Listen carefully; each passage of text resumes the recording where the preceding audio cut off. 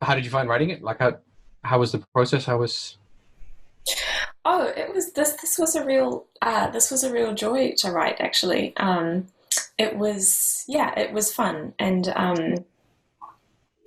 it was there were sort of some parts that sort of felt a bit like Sudoku, just having to make sure everything was all in just the right place, but sort of trying to like leave enough breathing room for it as well, and yeah, and I guess I'm always just trying to hypothesize about what will be satisfying to play for the particular people involved, and so I was sort of thinking, oh, okay, I want to make sure that like Emily's part is fun and not too hard. But then I was worried that like it was repeating itself too much and that would get boring. But then hopefully the graphic score part sort of provided a bit of sort of playtime, and then obviously trying to give Richard material that was a little bit fancy, and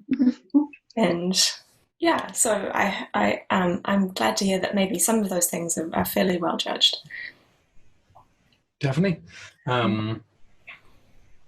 Yeah.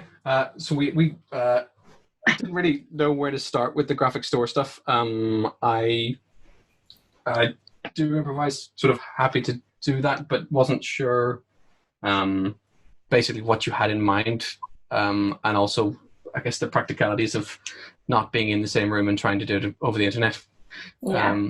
makes it less possible to just sort of play together and have a sort of a bit of a noodle. Right. People. Yeah, Technically. I'll tell you. I'll sort of synopsize what I had in mind, but I'm very open for exploration, and happy to be led by what you guys think sounds good.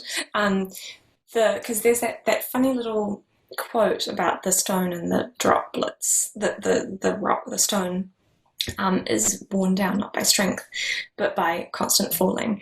So what I kind of had in mind roughly was that, because there's the phrase right before, and Emily finishes a phrase, I think it's on like an A, yeah, that like held note.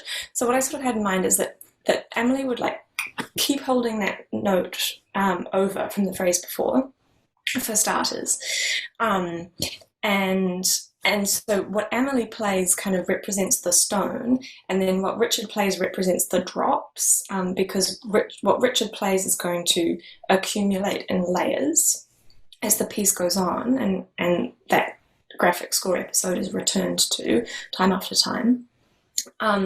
So what Richard plays kind of emulates in some way the falling of drops and sort of the accumulation of the falling of drops, and then Emily's holding this extended note from the phrase before, which kind of represents the stone in some way. So the note could, as you find kind of interesting or sonically pleasing, could sort of disintegrate in some way, or attenuate in response to the kind of the rainstorm that Richard is deluging us all with.